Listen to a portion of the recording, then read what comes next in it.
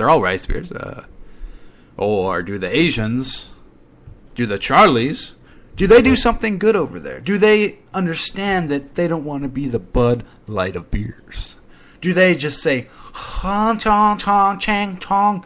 They just walk across the street to their distillery and figure it all out and make sure, no ching kong wowie. And then they decided, we're going to make a good rice beer because we're Asian. We have to play up our stereotypes. So, first off, they got done with their homework because they fucking love that shit. They fucking get in front of that calculator and it's like porn to them. They're like, oh, yeah, freaking, crunching numbers, crunching. Oh, love that shit. Genetically predisposed to math. Then, they go and drink their little beers. Their little beers. And that's fine. That's great. I just hope that Asian beers aren't same level as Bud Light, if you know what I mean, people. And I just want to talk about some of the drama that happened last night that rustled some jimmies.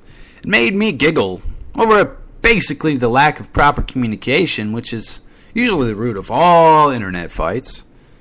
And as I say, around whites, internet fights, it always seems to ring true. Well, as you know, Dustin, a.k.a. Dyslex, he goes by that name on Facebook, so I can say that first name. He was basically banning people for talking about another show. And what happened was they did make mention of Virtual Jukebox, but it wasn't playing at the moment. And they were being friendly with everyone in the chat at the moment. And Rick essentially was talking to Mandy about Virtual Jukebox because, as we all know, she likes to call in to Rick's show because they have a internet fling going, as you may figure out by now. They weren't really promoting the show as it wasn't even on, but then he went and banned everyone who made mention of Rick being banned. You must realize, Dyslex, that usually every Saturday night, Sublimination Simpson, I always redirect. When I leave Rick's show on Saturday night, the weekend edition, Saturday night, I always say that in the chat. Come to Dyslex show because it's going to be on the next 9 hours. Okay? So that's what I said. I said, people, come to Dyslex. Lots of Hispanic women. A lot of mud people. Come. Big tits everywhere. Yeah, tasty people. I think what happens, though, is that, Dyslex, he has a little thing. If you're ugly, he bans you. That's why you never see any ugly women in his chat. They get banned. He's like, ban. He's like a Texan. He's like, boom, boom, boom. Got a snake in my boot. Got a snake in my boot. Boom, boom, boom, boom. So, I think you kind of overreacted here. And somehow, Dyslex, I think you should make it right with Pumpkin Face. Or Rick. I mean, otherwise, it's just more needed Spreaker drama. And I think we can have fun in other ways. Even though, ironically, I am talking about Spreaker drama. I talk about Spreaker drama because there is no more News Guys show. He bailed.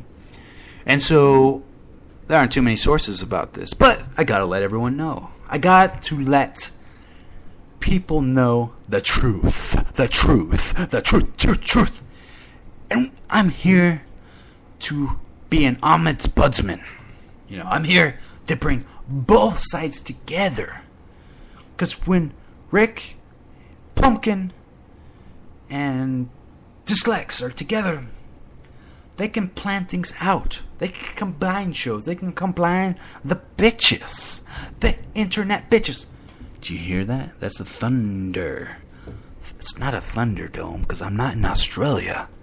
But it is thundering outside. So, if my electricity goes out, blame the Jews or something, or the Gypsies, whatever. Whoever runs the electricity company around here. Who knows?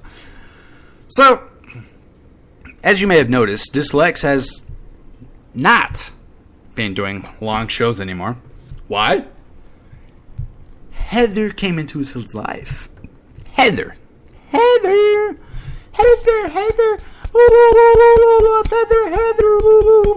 Wonder if she's a feather Indian. Who knows? Well, she's a Mormon woman. And, Did you hear that? Uh-oh. That's thunder. It's very unusual for this part of the country. Kind of scared, not gonna lie.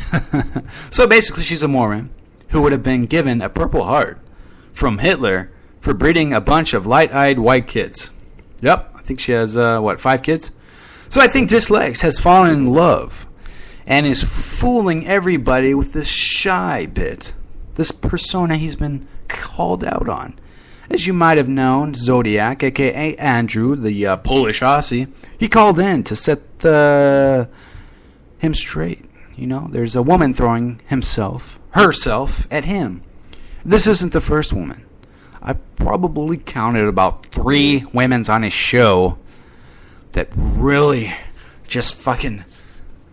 They just went to his house and they took off their shirts, and with their boobies, they're like, they're forcing the nipple into his mouth, and he's like, I'm a gentleman. I'm a gentleman. Meanwhile, he's fucking pissing in his beer, drinking it, talking about golden showers. It's like, talking about the Christian lifestyle. What the fuck is going on, people? This is just fucking weird. So, well, basically, we all know Dislikes doesn't know how to behave, and on the internets, especially if you invite him to a Facebook group, he runs wild and gets banned pretty much instantly. There's 2 different groups he did that. The last group, I think he said something about getting rid of all the Mexicans and blacks, and I think he got booted. Another one, he said reporting this group, and they said, bye. So, yeah, as I said, Zodiac, Andrew, called in to grill him about his lack of testicles, and explained to him how Heather would do anything for this guy if he asked. Anything. And I think what goes on here is he has been ending these shows earlier, heading to her house. Because think about it. Think about these people. We're talking about dyslexia. No waterfalls. Did you hear a waterfall last night? No. This bullshit story about, I'm thick, I can't drink. What a crock of shit, if I've ever heard it, if you know what I mean, people. And little to no drinking the last episode. Dyslex is confirmed in love. What? He maybe had 2 beers? You can still drive off 2 beers. But it's us. As the viewers, to determine how far it goes or crashes and burns for the lulz, for our benefit, right, people? Not to, pour gasoline on both of them and burn them and see where it goes, but it's gonna get funny. And it's for the viewer. It's not for him. Another show that largely goes unnoticed around here. And it's actually a couple that does it. It's called The Blake and Jade Show. Don't get confused about that title. It's not the Jake and, Blade show? Jake and Blade? Get it? No, it's a Blake and Jade show. Basically, Blake is the peasant. He's a lower guy. He's like, he's like a penguin, and he walks around the house. I'm not sure if they have houses in England. So many cockroaches crammed into one little state of Oregon. Imagine this. The state of Oregon with 67 million people. Fuck that. My state, quite a bit bigger than Oregon. We got, 7 million people here? I like it like that. I don't like too many people. Too many people drive you nuts. You're fucked if you're claustrophobic and you're born in England. Get some pills, druggie. Well, I just wish they did longer shows. This Blake and Jade people. They're very funny. And I wish they did it more frequently. But I also wish some movie stars would be here to pleasure me 24/7. But hope is basically just a joke. Just like our well-tanned president, So I just push these agendas of mine, mostly for my own amusement, not really anyone else's. So essentially, Spreaker has been dead. Or at least vacant to some degree. And it's up to people like Rick and Pumpkin and Blake and Aaron and everybody, really, to take it to the next level.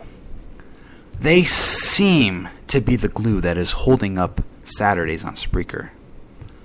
Rick is a great guy. Great at impromptu. The only thing about Rick, is sometimes he kind of gives up and he's like, oh, let's end the show. It's like, oh, Rick, we've only been on 15 minutes. Let's just end it. I'm not feeling. So basically, when you see Rick, you fucking kick him in the ass and be like, listen, motherfucker, this is good. You don't stop it. Good. You stop at fair or sucking. When something's good, you keep it going until it's no longer good. We are the fans. We are the union fans. We're here for everybody. So, in Pumpkin, pretty good sidekick to the show. He's a great host, and he has his own collection of shows. Go ahead and look at him. Truth Porn Militia. And actually, this is a name I gave to his little group of followers at the time. And before, it was Sublimination Station. And I'll be honest with you guys. The reason why I came up with the Truth Porn Militia for Pumpkin was that I could not spell sublimination. Fucking even autocorrect wouldn't help me correct it. So I just said, hey, well, okay, he's a truth porn guy, and he's big into guns, and he has a Second Amendment show and Patriot show. So, hey, Truth Porn Militia. And I think this has been good for him because he can dominate those key terms on Google and Yahoo. And I think his show's doing good. He's pretty out there, but he strives for the truth and for the hard truth. A lot of people don't like to do that because it hurts feelings. I mean, why go for the truth when you can watch balls on the television screen? You can watch American football where you cheer for a team where the only reason all these players are on there is because they're paid the most via that team or they were selected. They have no loyalty to any team.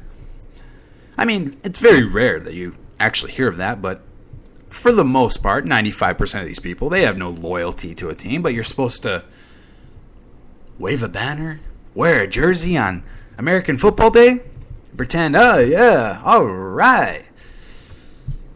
It's pointless, people. Don't give in to that shit. I want to tell you guys a story about me. Little old me. When I was very young, my parents may or may not have divorced. There may or may not have been a stepdad. And, well, he got very into the whole football stuff. Very, very into it. Very, very cared so much about it. There's two things I noticed about his obsession with a sport. Now, at the time, I liked it too. And I actually liked the 49ers at the time because it was mostly Steve Young versus Aikman. And it just kind of worked out that way. And, well, first off, what I noticed was when they lost, I saw him do this. He punched a hole in the damn wall. Why? Because his team lost. Can't remember what it was. This was probably mid-90s. And I was like, wow. He punched a hole in a wall for a team that doesn't even notice him, but he notices them. And at the end of the day, what are you getting? If a team you like wins, what do you get? I mean, outside if you're actually betting real money, I mean, you get nothing. I mean, yeah, you can say, oh, go Cardinals, go Raiders, go. But at the end of the day, what do you get? There's very little real satisfaction. Instead, we have this artificial satisfaction. So Schopenhauer says, lots and lots of castles of abstraction surrounding us. So when we fall hard. So why not just have, like a little 6-foot wall around all of us to protect us? There's lots of evil elements in this world that we need to be focusing on. So at this point, things have just not been too good for Spreaker here.